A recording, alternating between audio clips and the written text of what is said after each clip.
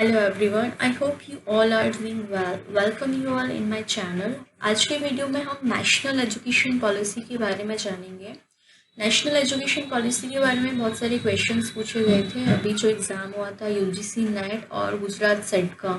तो national education policy को समझने के लिए थोड़ा सा हमको टाइम लगेगा, बट हम कोशिश करेंगे कि आज ये वीडियो कंप्लीट हो जाए और नेशनल एजुकेशन पॉलिसी के लिए जो एग्ज़ाम ओरिएंटेड मटेरियल है वो सारी चीज़ें हम डिस्कस कर लें। तो चलिए स्टार्ट करते हैं फ्रॉम द फर्स्ट स्लाइड। हमारी फर्स्ट स्लाइड में है नेशनल एजुकेशन पॉलिसी 2020 का इंट्रोडक्शन। तो सबसे पहले नेशनल एजुकेशन पॉलिसी को समझने से पहले हमको समझना होगा कि एजुकेशन क्या होता है। ठीक है, एजुकेशन की अगर हम बात करें तो शिक्षा क्या होती है? कोई भी चीज़ हमने सीखा, राइट, और उसको इम्प्लीमेंट किया, वो चीज़ हमारे बिहेवियर में दिख रही है, तो इसका मतलब है कि हाँ, हमारी एजुकेशन कंप्लीटेड है। तो एजुकेशन क्या है? Education is a fundamental for achieving full human potential, developing an equitable and just society and promoting national development। अगर हम पढ़े लिखे होंगे, वेल एजुकेटेड होंगे, तो हमारा जो ह्यूमन पोटेंशियल है वो बढ़ जाता है। आप कंपेयर कर सकते हो जिनको एजुकेशन नहीं मिला वो बच्चे और जिनको एजुकेशन मिला वो बच्चे, दोनों के काम करने के तरीके अलग होते हैं, दोनों का पोटेंशियल अलग होता है, दोनों का डेवलपमेंट अलग होता है, पर्सनैलिटी अलग होती है। दोनों लोग अपने अपने तरीके से नेशन को जो कंट्रीब्यूशन करना होता है as being a good citizen, वो सारी चीज़ें अलग होती हैं। Providing universal access to quality education is the key to India's continued ascent and the leadership on the global stage in the term of economic growth, social justice and equality, scientific advancement, national integration and cultural preservation। तो हमारी education में ये सारी चीज़ें included है। Universal high quality education is the best way to forward for developing and maximising our country's rich talent and resources for the good and the individual of the society, country and the world. तो ये पूरा जो introduction है वो education और national education का background create करने के लिए दिया गया है। तो एजुकेशन का मतलब तो आप लोग समझ ही गए होंगे कि जो भी हम सीखते हैं या जो भी हमने पढ़ाई की है, अगर वो हमारे बिहेवियर में नहीं दिखती है या हमने उसको यूज़ करके कुछ ऐसा इनोवेशन नहीं किया या हमने उसको स्किल्स बनाकर यूटिलाइज नहीं किया, तो फिर हमारा एजुकेशन का कोई मतलब नहीं होता। तो हमारी नेशनल एजुकेशन पॉलिसी 2020 है, इसके कुछ मेजरमेंट हैं, कुछ स्टैंडर्ड्स बनाए गए हैं कि क्या चेंजेस लेकर आना था, क्यों लेकर आना था, पुरानी एजुकेशन पॉलिसीज में से कौन सी कमियां थी जो हमने यहाँ पर आकर अपडेट करी है। तो education policies lays particular emphasis on the development of the creative persons and relevant curriculum. तो जो नेशनल एजुकेशन पॉलिसी का मेन ऑब्जेक्टिव था कि ऐसा करिकुलम डिज़ाइन करना है जिसमें हम स्टूडेंट्स को क्वालिटी ऑफ एजुकेशन दें। मतलब हमें उनको सिर्फ डिग्री देने के लिए एजुकेशन नहीं देनी है, हमें एजुकेशन को, हमको करिकुलम को ऐसा डिज़ाइन करना है, हमको स्टडीज़ को ऐसे मॉडिफाई करना है कि बच्चों को बर्डन ना लगे और बच्चे उसमें से मोरल एक्सप्रेस को सीखें कि हमने पर्टिकुलर ये टॉपिक पढ़ा है, तो ये हमने पढ़ा है, इसको हम एज अ स्किल कैसे यूटिलाइज कर सकते हैं। तो कुछ foundational capacities of literacy and numeracy है हायर एजुकेशन सिस्टम में as well as school education में, जो कि क्रिटिकल थिंकिंग एंड प्रॉब्लम्स को सॉल्व करने के लिए बनाई गई हैं। ठीक है, मतलब हमारा जो इन्वायरमेंट होगा, जो करिकुलम होगा स्कूल से लेकर हायर एजुकेशन तक का, उसका मेन मोटिव क्या है? हमको क्रिटिकल थिंकिंग एंड उसको और जो प्रॉब्लम्स आती हैं उसको कैसे सॉल्व करना है, ये थॉट प्रोसेस बच्चों में डेवलप करनी है, as well as social, ethical and emotional capacities and dispositions, ये सारी चीज़ें बच्चों के अंदर डेवलप करनी है। Principle of this policy and purpose of this education system is to develop good human beings capable of rational thought and action, possessing compassion and empathy, courage and resilience, scientific and temper, and five creative imaginations with sound ethical, moral and values। मतलब इस paragraph में हमको national education के बारे में दिया हुआ है कि हमको क्या चेंजेस, क्या रिवॉल्यूशन लेकर आना है हमारे एजुकेशन सिस्टम में। ठीक है, हमें बच्चों का ओवरऑल 360 डिग्री डेवलपमेंट चाहिए कि उन्होंने जो भी मटेरियल पढ़ा है, जो भी स्टडीज़ करी है, किसी भी स्टैंडर्ड की स्टडीज़ करी है, वो बच्चा स्किल ओरिएंटेड उसको मटेरियल मिला है कि नहीं, उसने जो भी पढ़ाई करी है उसका स्किल एनहेंसमेंट हुआ है कि नहीं, प्रोफेशनल कैपेसिटीज़ आई हैं कि नहीं, और वो मार्केट में उस चीज़ को मोनेटाइज कर सकता है कि नहीं, इस सारी चीज़ों पर फोकस किया है। उसके साथ साथ सोशल, एथिकल, इमोशनल कैपेसिटीज़ पर भी उन्होंने फोकस किया है, क्योंकि आफ्टर ऑल हम पढ़ाई करते क्यों हैं, एक अच्छा इंसान बनने के लिए। तो इस लाइन में क्या लिखा हुआ है, principle of this policy of the purpose of the education system is to develop good human beings. एक अच्छा इंसान डेवलप होना चाहिए हमारे करिकुलम से जब वो बाहर आए, बाहर की दुनिया में जाए। रैशनल होना चाहिए, मतलब बुद्धिमान होना चाहिए, डिसीजन खुद ले सके, कोई भी प्लान अगर बनाता है तो वो इम्प्लीमेंट कर पाए। उसके अंदर इमोशनल बिहेवियर भी होना चाहिए, उस बंदे के अंदर एथिक्स होना चाहिए, क्रिएटिविटी होना चाहिए, इनोवेशन होना चाहिए, मोरल होना चाहिए। ये सारी चीज़ों को सोचकर न्यू एजुकेशन पॉलिसी का एक करिकुलम बनाया गया है। और क्वेश्चन ये पूछा जाता है एग्जाम में कि नेशनल एजुकेशन पॉलिसी के फाउंडेशनल कैपेसिटीज़ क्या हैं। तो फाउंडेशनल कैपेसिटीज में critical thinking and problem solving as well as social, ethical and emotional capacities and dispositions आते हैं। तो ये क्वेश्चन यूजीसी नेट में पूछा गया था। नेक्स्ट अगर हम बात करें the fundamental principles that will guide both the education system at large as well as the individual institution within are. तो अब हम डिस्कस करेंगे कुछ फंडामेंटल प्रिंसिपल्स के बारे में जिसको बेस बनाकर न्यू एजुकेशन पॉलिसी तैयार की गई है। First one is a recognizing, identifying and fostering the unique capabilities of each student by sensitizing teachers as well as parents to promote each student's holistic development in the both academic and non-academic spheres. तो basically क्या होता है, बच्चा जब admission लेता है that is a LKG 1, LKG 2, primary school, then middle, then higher, then वो college में जाता है। तो हमको क्या करना है, स्टूडेंट ओरिएंटेड क्लासरूम्स बनाना है। स्टूडेंट ओरिएंटेड क्लासरूम्स क्या होते हैं, जिसमें हम बच्चे को रिकॉग्नाइज करते हैं कि वो किस फील्ड में अच्छा है। हर बच्चे का आईक्यू लेवल सेम नहीं होता, कुछ बच्चे आर्टिस्ट होते हैं, कुछ बच्चे साइंटिफिक होते हैं, कुछ बच्चे अच्छा बोलते हैं, कुछ बच्चे अच्छा लिखते हैं। बच्चों में बहुत सारी एबनॉर्मलिटीज़ जिसको हम डिसेबिलिटीज़ बोलते हैं, लर्निंग डिसेबिलिटीज़, वो होती हैं। तो हमको क्या करना है, सबसे पहले बच्चे को रिकॉग्नाइज करना है कि वो किस कैटेगरी में बिलोंग करता है, कि उसका हाई आईक्यू लेवल है कि मिडिल है कि लो है, उसको कोई लर्निंग डिसेबिलिटी तो नहीं है। वो सारा काम क्या है, एक टीचर का है और काउंसलर का है, ठीक है।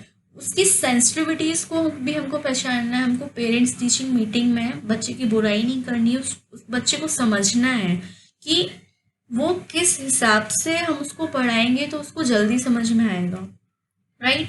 तो हमको ये ऐसा करिकुलम बनाना है। हमको एकेडमिक्स पे भी फोकस करना है कि वो पढ़ाई लिखाई में कैसा है। दूसरा नॉन एकेडमिक, मतलब एक्स्ट्रा करिकुलर जो एक्टिविटीज़ होती हैं, लाइक स्पोर्ट्स हो गया, कल्चरल एक्टिविटीज़ हो गई, इन सब चीज़ों में वो कैसा है। दूसरा है हमारा according to the highest priority to achieving foundational literacy and numeracy by all students by grade 3। तो हमको क्या करना है, प्रायोरिटी देना है। फाउंडेशनल लिटरेसी का मतलब क्या होता है, देखिए प्राइमरी स्कूल की जो एजुकेशन है, गवर्नमेंट ने बोला है कि अगर आप गुजरात से बिलोंग करते हो तो आपको इंग्लिश पे ज़्यादा फोकस नहीं करना, क्योंकि बच्चे के घर में तो गुजराती बोली जाती है। तो आप कोशिश करो कि आप उसको नेटिव लैंग्वेज में समझाओ। जहाँ पर हिंदी बोली जाती है, आप प्राइमरी एजुकेशन उसको हिंदी में दो। मराठी बोली जाती है तो मराठी में दो। हम कम्युनिकेशन का मतलब ये नहीं होता कि आप फर्राटेदार इंग्लिश बोल रहे हो। कम्युनिकेशन का मतलब ये होता है कि आपने जो भी बात की वो सामने वाले को समझ में आई और उसने क्या रिप्लाई किया आपकी बात सुनकर। अगर उसको समझ में आया तो रिप्लाई विल बी पॉजिटिव, अगर नहीं आया तो वो कम्युनिकेशन बैरियर के अंदर आएगा। तो हमको इस चीज़ पे भी फोकस करना है।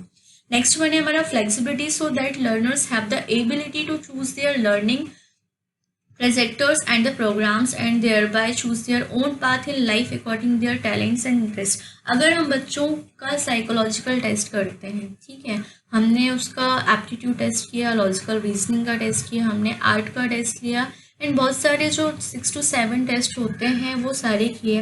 लर्निंग डिसेबिलिटीज़ को जानने के लिए हमने जो एग्ज़ाम्स लिए वो हमको पता चलते हैं। उसके बाद हमें ये डिसाइड करना होता है कि बच्चा इस फील्ड में अच्छा है तो हमें इसको इनकरेज करना है और उसको क्या पाथ चूज़ करना है अपनी लाइफ के लिए, वो आपको उसके ऊपर छोड़ दो। क्योंकि हर बच्चे को एक गिफ्टेड टैलेंट मिलता है जिसको पहचानने में बहुत देर हो जाती है। बट NEP 2020 के अंदर ये टीचर्स एंड जो भी एजुकेशन करिकुलम है उसकी रिस्पॉन्सिबिलिटी है कि आप बच्चे को उस स्टेज पर लेकर आओ ताकि वो अपने डिसीजंस खुद ले सके, अपने टैलेंट के हिसाब से खुद चॉइस कर सके कि उसको किस पाथ को चुनना है।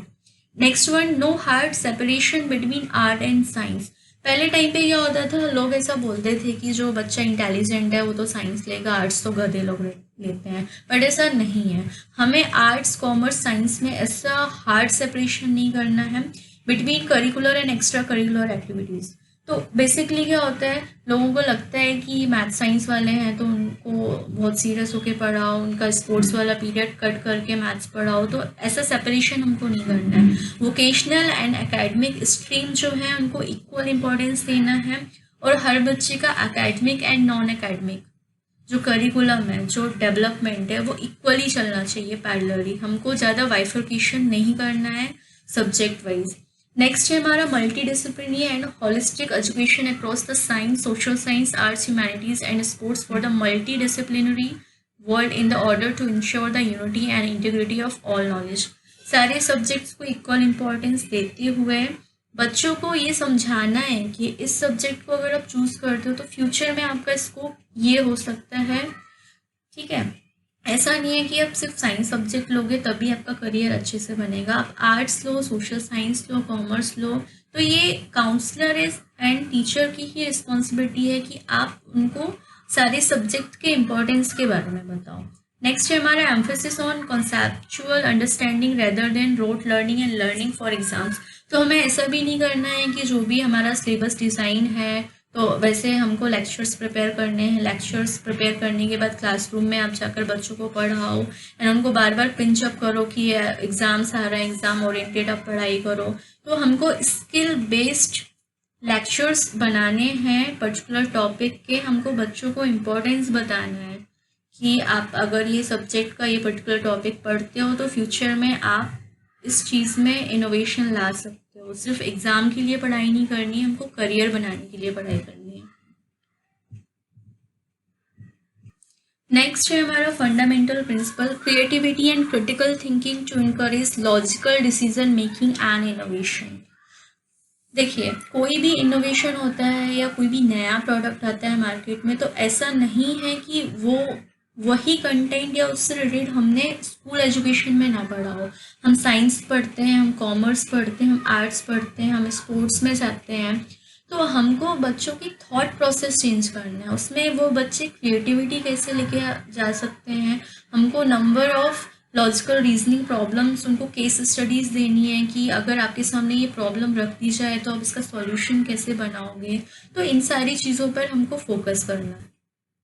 नेक्स्ट है हमारा ethics and human and constitutional values like empathy, respect for others, cleaning, courtesy, democratic spirit, spirit for services, respect for public property, scientific temper, liberty, responsibility, pluralism, equality and justice, इन सब पे focus करना है। देखिए, हमने कहीं किसी भी school से अगर हम एजुकेशन लेते हैं, फिर हम कॉलेज में पढ़ाई करने जाते हैं, हम पढ़ाई करते हैं, हम पैसे कमाते हैं, बट द मेन इम्पॉर्टेंट जो पार्ट रह जाता है वो रह जाता है कि हम एक अच्छे इंसान बन पाए कि नहीं बन पाए, हमारे पास गुड ह्यूमन बीइंग्स वाली क्वालिटीज़ डेवलप हो पाए कि नहीं। तो न्यू एजुकेशन पॉलिसी ने बोला है कि मोरालिटी एंड एथिक्स सीखने के लिए हमको अलग से टाइम ना देना पड़े, तो वो सारी चीज़ें school curriculum as well as higher education system में भी एड ऑन होनी चाहिए। एल्डर्स को कैसे रिस्पेक्ट करना है, हमको कब कहाँ कैसे इमोशंस को प्रेजेंट करना है, हमारे अंदर कितनी कर्टसी होना चाहिए। ठीक है, नेशन के लिए हमको पॉजिटिव तरीके से सोचना है, पब्लिक प्रॉपर्टी की रिस्पेक्ट करनी है, इक्वालिटी है, हमें बायसनेस नहीं होना है, मेल फीमेल जेंडर इक्वालिटी होनी चाहिए, ये सारी चीज़ों पे भी फोकस करना है। नेक्स्ट पॉइंट है हमारा promoting multilingualism and the power of language in teaching and learning. तो हमको मल्टीपल लैंग्वेज सिखाने में फोकस करना है। जैसे हमारी मातृभाषा है हिंदी, बच्चों को हिंदी आना चाहिए। इंग्लिश सेकंड लैंग्वेज है, अगर आप हिंदी अगर आपकी वीक है और आपको इंटर स्टेट जाना है या दूसरी कंट्री में जाना है तो you must know English, and आपकी रीजनल लैंग्वेज भी आपको आनी चाहिए। तो कोशिश ये करनी है कि सिर्फ एक लैंग्वेज पर फोकस ना करके हमको मल्टीपल लैंग्वेज पर फोकस करना है। और आप पहले स्टडी करो कि क्लासरूम में अगर 100 बच्चे बैठे हुए हैं तो उनको किस लैंग्वेज में समझ में आएगा। आप खुद बच्चों से पूछिए कि वो हिंदी में कंफर्टेबल है, इंग्लिश में कंफर्टेबल है या रीजनल लैंग्वेज में कंफर्टेबल है। उसके हिसाब से आप लेक्चर्स प्रिपेयर कीजिए। नेक्स्ट पॉइंट है हमारा allied but tight regulatory framework to ensure integrity, transparency and resources efficiency of the educational system through audit and public disclosure while encouraging innovation and out of the box ideas through autonomy, good governance and empowerment। हमको थोड़ा सा lenient होना है but ज़्यादा tight भी नहीं होना है। हमारे करिकुलम में इंटीग्रिटी होना चाहिए, ट्रांसपेरेंसी होना चाहिए, बायसनेस नहीं होना चाहिए। हमारा जो भी एजुकेशनल सिस्टम है उसमें ट्रांसपेरेंसी होना चाहिए, उसका ऑडिटिंग होना चाहिए। आप जो इनसाइड द करिकुलम आप जैसे हैं आप वही पब्लिक को डिस्क्लोज करो अबाउट यू, ताकि आपके ऊपर फेथ जनरेट हो पब्लिक का, राइट। नेक्स्ट पॉइंट है हमारा outstanding research as a request for outstanding education and development, continuous review of progress based on sustained research and regular assessment by educational expert। जो भी assessment होना चाहिए वो educational experts के द्वारा होना चाहिए, रेगुलरिटी में होना चाहिए और स्टूडेंट ओरिएंटेड होना चाहिए। नेक्स्ट पॉइंट है हमारा life skills such as communication, cooperation, team work and resilience. तो बेसिकली होता क्या है कि बच्चे पढ़ाई तो कर लेते हैं, 95 मार्क्स 98 मार्क्स उनके आ जाते हैं, राइट, बोर्ड एग्जाम्स हो या लोकल एग्जाम्स हो।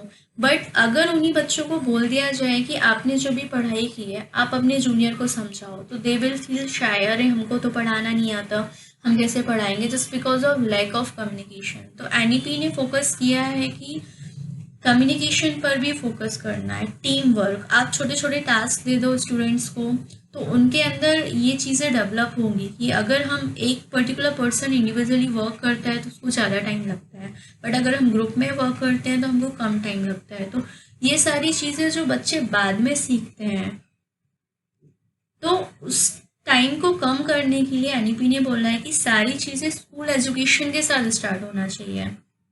नेक्स्ट पॉइंट है हमारा focus on regular formative assessment for learning rather than the summative assessment that encourage today's coaching culture. तो हमारा जो कोचिंग कल्चर है कि बच्चे स्कूल भी जाते हैं, अलग से प्राइवेट ट्यूशन पढ़ने भी जाते हैं, कॉलेज में भी पढ़ाई करते हैं और अलग से सब्जेक्ट के लिए पर्टिकुलर कोचिंग करने जाते हैं। तो क्यों ना कोशिश हम ये करें कि जो भी कॉम्पिटेटिव एग्जाम्स होते हैं अगर आप उनका सिलेबस उठाकर देखोगे तो आपको पता चलेगा कि 12th क्लास तक जो आपने जो पढ़ाई की है उसी में से क्वेश्चंस डिराइव होते हैं। तो एनईपी ने बोला है कि हमको फोकस करना है, एप्टीट्यूड एंड लॉजिकल रीजनिंग को भी ऐड करना है।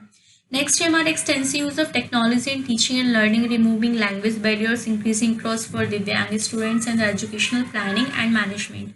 एनईपी ने बोला है कि हमको आईसीटी बेस्ड करिकुलम बनाना है, ठीक है, ताकि बच्चों को जल्दी समझ में आए। जो भी मोरल, जो भी कंटेंट हम डिलीवर करना चाहते हैं वो बच्चों को जल्दी समझ में आए, तो उसके लिए हमको लैंग्वेज बैरियर्स अलग करने होंगे, आईसीटी का यूज़ करना होगा क्योंकि हम 21st सेंचुरी में हैं, हर बच्चे के घर पे एंड्रॉयड मोबाइल होगा, लैपटॉप होगा। बच्चों को आईसीटी बेस्ड मटेरियल से पढ़ना अच्छा लगता है, तो कोशिश की जाए कि क्लासरूम में भी इन्वायरमेंट आईसीटी से रिलेटेड ही हो। नेक्स्ट है हमारा respect for diversity and respect for the local context in all curriculum, pedagogy and policies, always keeping in the mind that education is a concurrent subject.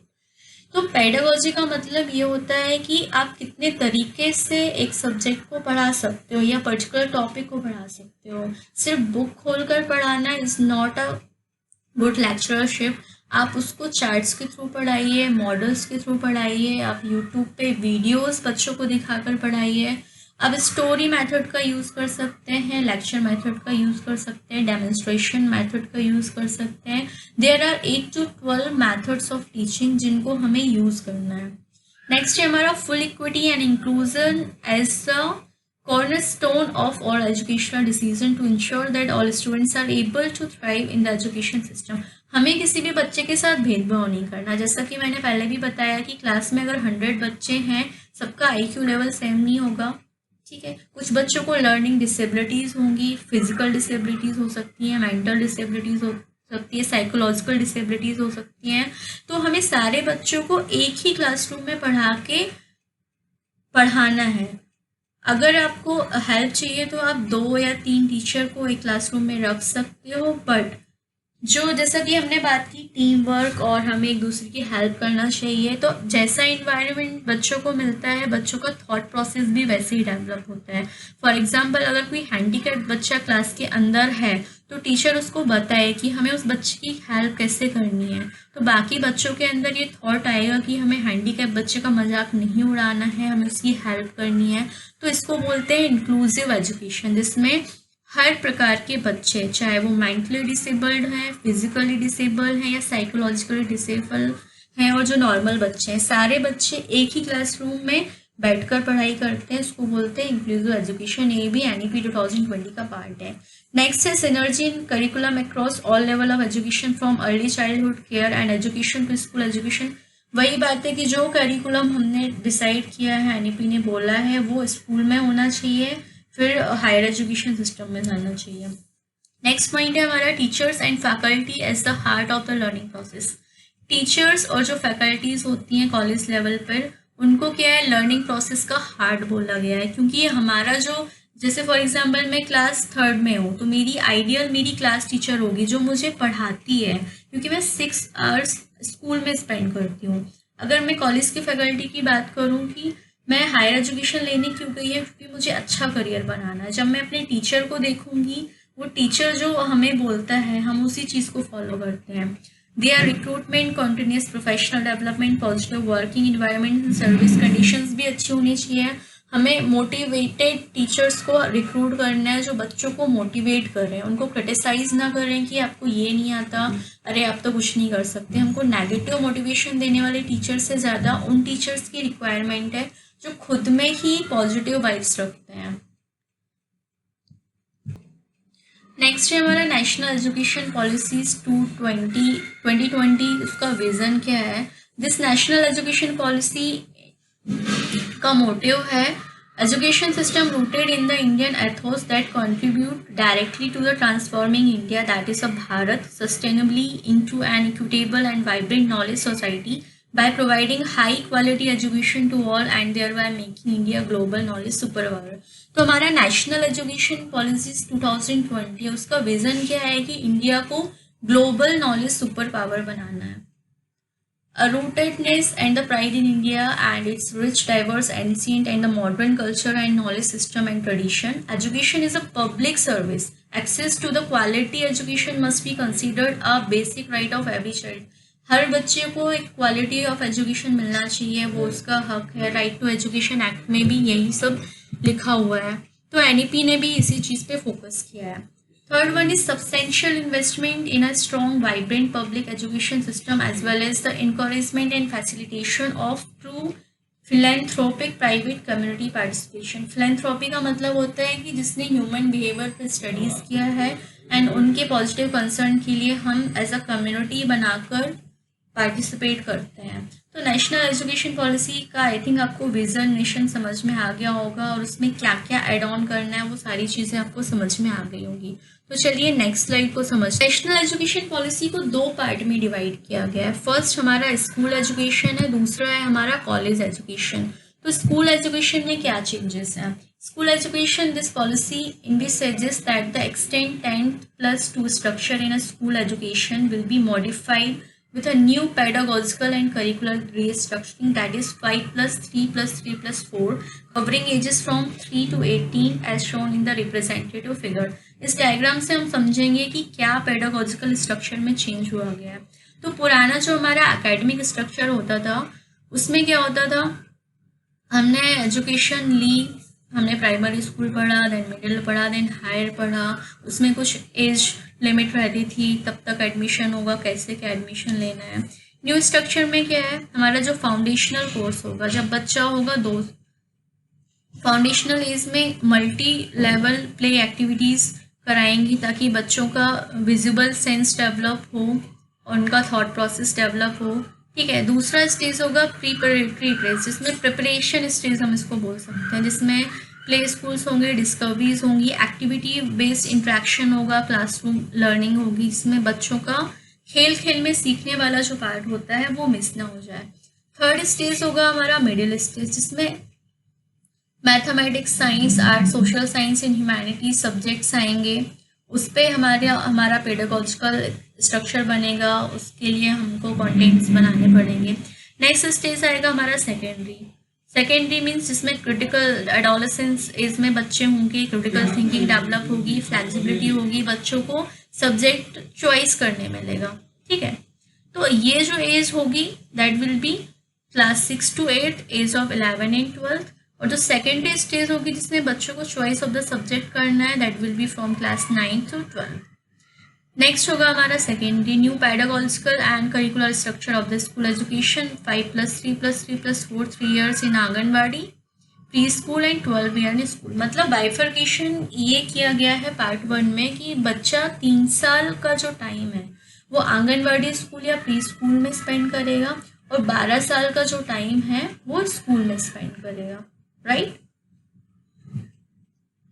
तो school education की बात करते हैं। Early childhood care and education, जिसको हम बोलते हैं foundation of learning, foundation literacy and numeracy as a prerequisite to learning urgent and necessary, बहुत ज़्यादा ज़रूरी है बच्चों को। Curriculum and pedagogy in school में होलिस्टिक होना चाहिए, इंटीग्रेटेड होना चाहिए, बच्चों को थोड़ा बहुत इंजॉयमेंट का भी टाइम मिलना चाहिए, टीचर्स अच्छे होने चाहिए, इंक्लूसिव एजुकेशन होना चाहिए, मतलब किसी भी बच्चे के साथ उनको बायस्ड नहीं होना है, efficient resourcing and effective governance होना चाहिए, स्टैंडर्ड होना चाहिए, और जो भी स्कूल रन आप कर रहे हो वो हाईली एक्रीडिटेटेड होना चाहिए, उसको नेक के थ्रू रेटिंग अच्छी मिलनी चाहिए। सेकेंड जो नेशनल एजुकेशन का पार्ट है that is higher education. Higher education मतलब कॉलेज लेवल पे, क्वालिटी यूनिवर्सिटीज़ एंड कॉलेजेस। आप सबको पता है किसी भी यूनिवर्सिटी में एडमिशन लेने के पहले आप यूनिवर्सिटी की वेबसाइट पर जाकर रेटिंग चेक करते हो कि 5 स्टार रेटिंग में से उसको कितने रेटिंग स्टार्स मिले हैं। वो एक्चुअली नैक मतलब national assessment and accreditation council होती है, वो curriculum, result, overall development and placement के बेस पे यूनिवर्सिटीज़ को रेटिंग देती है। तो वो सारा पार्ट भी हमारा NEP 2020 के अंदर इंक्लूडेड है।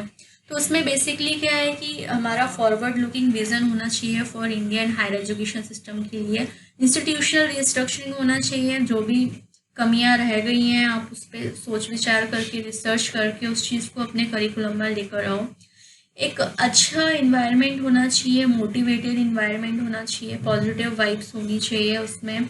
इंक्लूजन इन हायर एजुकेशन, फिर से वही बात की है कि हायर एजुकेशन लेवल पे भी ऐसे स्टूडेंट्स मिल सकते हैं जिनको लर्निंग डिसेबिलिटीज़ हों, तो यहाँ पर भी फैकल्टीज़ एंड काउंसलर की फर्स्ट रिस्पॉन्सिबिलिटी है कि आप जो भी डिसेबिलिटीज़ हैं वो उसको डिटेक्ट कीजिए, उसके बाद स्लैब बनाइए कि ये बच्चा इस कैटेगरी में आता है, इसको हम इस तरीके से पढ़ा सकते हैं। दूसरा, हमको वोकेशनल एजुकेशन पर भी फोकस करना है, जो जॉब ओरिएंटेड होते हैं, डिप्लोमा कोर्सेज होते हैं। Third one is transforming the regulatory system of higher education, थोड़ा सा हमको चेंजेस लेकर आना है, इफेक्टिव गवर्नेंस लेकर आना है, लीडरशिप क्वालिटीज़ डेवलप करनी है बच्चों के अंदर, ये सारी चीज़ें। अदर की एरियाज ऑफ फोकस और बाकी एरियाज हैं जिसमें NEP ने फोकस किया है। प्रोफेशनल एजुकेशन, प्रोफेशनल एजुकेशंस क्या होती हैं? फॉर एग्जांपल, अगर आपने साइंस स्ट्रीम चूज़ की है तो आपके लिए प्रोफेशनल एजुकेशन होगी कि आप इंजीनियरिंग करें। अगर आप बायोलॉजी वाले हैं तो आप डॉक्टरेट की डिग्री मीन्स मेडिकल लाइन पर जाएं। अगर आप कॉमर्स वाले हैं तो आपके लिए प्रोफेशनल एजुकेशन होगी कि आप चार्टेड अकाउंटेंसी का कोर्स करें, कंपनी सेक्रेटरी का कोर्स करें। ग्रेजुएशन के बाद आप MBA करते हैं तो that is also count in a professional education. Professional education मतलब आप एक पर्टिकुलर प्रोफेशन के बारे में पढ़ाई करते हैं, और जो डिग्री आपको मिलती है वो आपको लाइफ टाइम के लिए मिलती है, तो हमें उस पर भी फोकस करना है। दूसरा है हमारा adult education and life long learning. Adult education is very much important in school as well as in colleges also, because we all are a human being. ठीक है, हमें अपनी ह्यूमन लाइफ और लाइफ की स्टेजेस के हिसाब से हमारे थॉट प्रोसेस में क्या चेंजेस आते हैं, किस प्रकार से डेवलपमेंट होता है, वो सारी चीज़ें एडल्ट एजुकेशन के अंदर आती हैं। Third one is promotion of Indian language, art, science, cultures. तो हम basically we belongs from India, so हमको इंडियन लैंग्वेज का भी प्रमोशन करना है, वहाँ के आर्ट्स का, कल्चर्स का, किस रीजन में कौन से फेस्टिवल्स मनाए जाते हैं, कहाँ का क्या कल्चर है, ये सारी चीज़ें भी हमारे सिलेबस में है। And we should respect each in every religion and every culture. Online and digital education पर फोकस किया है, use of information and communication technology, क्योंकि स्टूडेंट्स को जिस तरीके से समझ में आता है, टीचर को अपने आप को उस तरीके में मॉडिफाई करना है। फोर्थ पार्ट है हमारा मेक इट हैपन। जो भी हमने अभी तक डिस्कस किया कि हमको स्कूल एजुकेशन में ये चेंजेस लेकर आने हैं, कॉलेज एजुकेशन में इस प्रकार के चेंजेस होना चाहिए, इन सब के लिए एक central advisory board of education committee है जो एडवाइस देने का काम करती है कि आप ये सारी चीज़ें कैसे इम्प्लीमेंट कर सकते हो। दूसरा, financing affordable and quality education for all. आप सभी को पता होगा यूजीसी फंडिंग का भी काम करती है।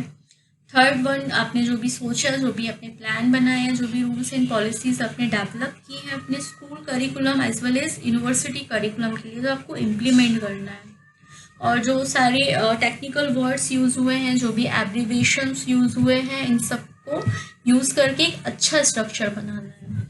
अब डिस्कस करेंगे की principles of national education policy. अभी हमने एनईपी के बारे में सब कुछ पढ़ा, तो अब इसके की पॉइंट्स हमको डिस्कस करना है। तो फर्स्ट की पॉइंट है हमारा respect for diversity and local context to be reflected in all curriculum, pedagogy and policy। मतलब इन्होंने local context and pedagogy पर फोकस किया है। सेकेंड वन है हमारा equity and inclusion to become the cornerstones of all educational decision। हम जो भी स्टडीज़ करते हैं उसके बेस पर रिसर्च करके ही हम अपने डिसीजंस को मॉडिफाई करते हैं। Third one is community participation, uplifting, philanthropic, private community participation, social service के बारे में बात हो गई है। Next one is use of technology, कि हम टीचिंग में आईसीटी एंड अदर टेक्नोलॉजी को कैसे यूज़ कर सकते हैं और जो भी लैंग्वेज बैरियर्स आते हैं उनको कैसे रिमूव कर सकते हैं। नेक्स्ट है हमारा emphasize conceptual understanding, learning for exams with no rote learning.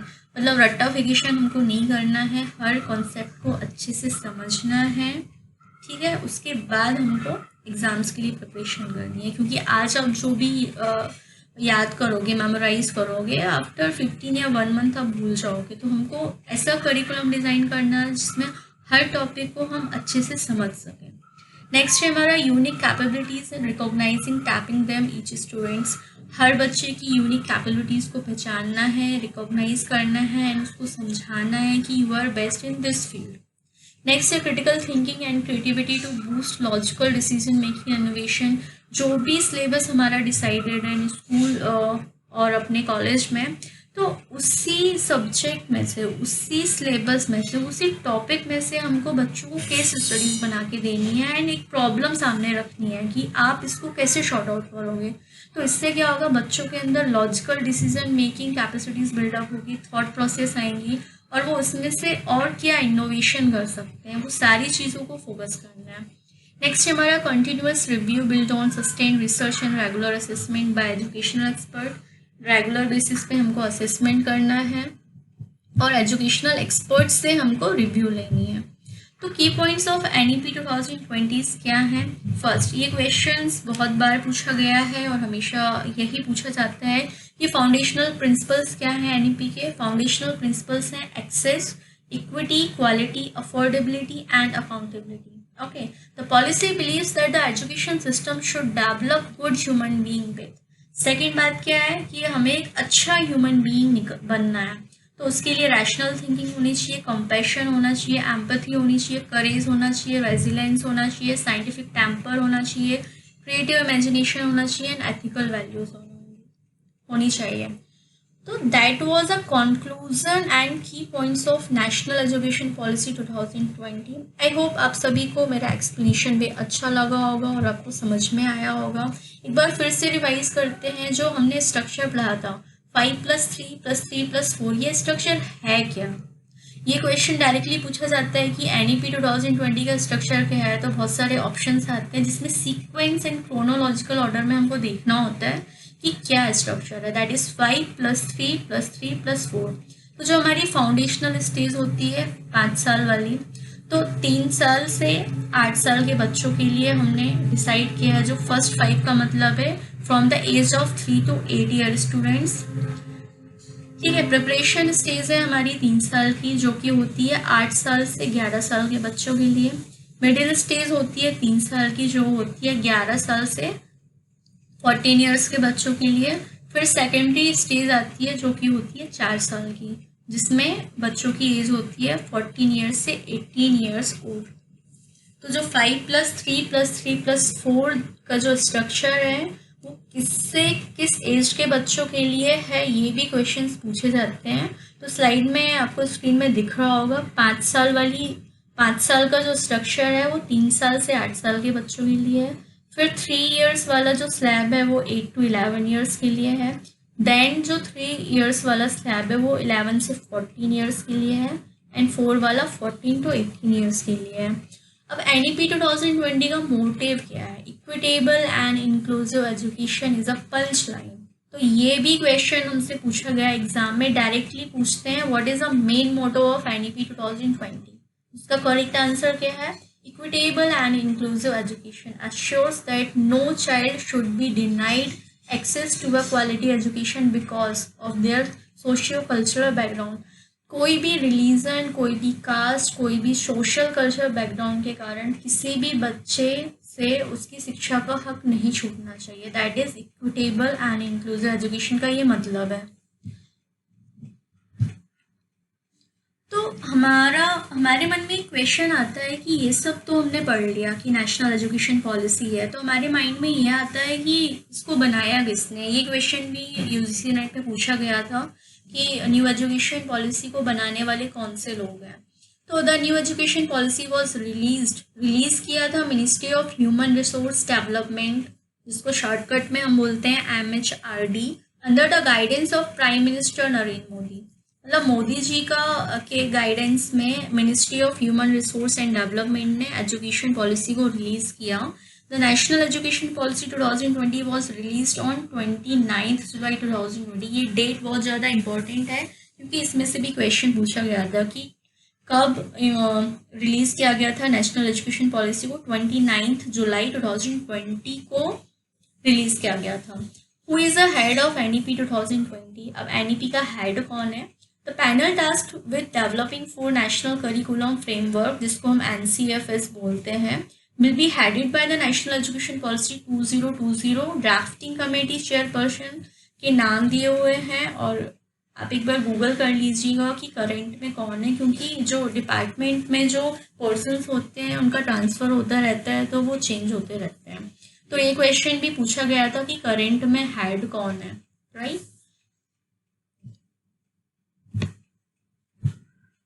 Thanks for watching my video. I hope आपको मेरा एक्सप्लेनेशन भी अच्छा लगा होगा। For more doubt you can directly mail in my official Gmail, that is pragati2@gmail.com। Comment section में बताइएगा कि आपको मेरा वीडियो कैसा लगा। एंड NEP से रिलेटेड तो कुछ भी डाउट है वो भी आप कमेंट सेक्शन में बता सकते हो। Okay, thank you, bye bye.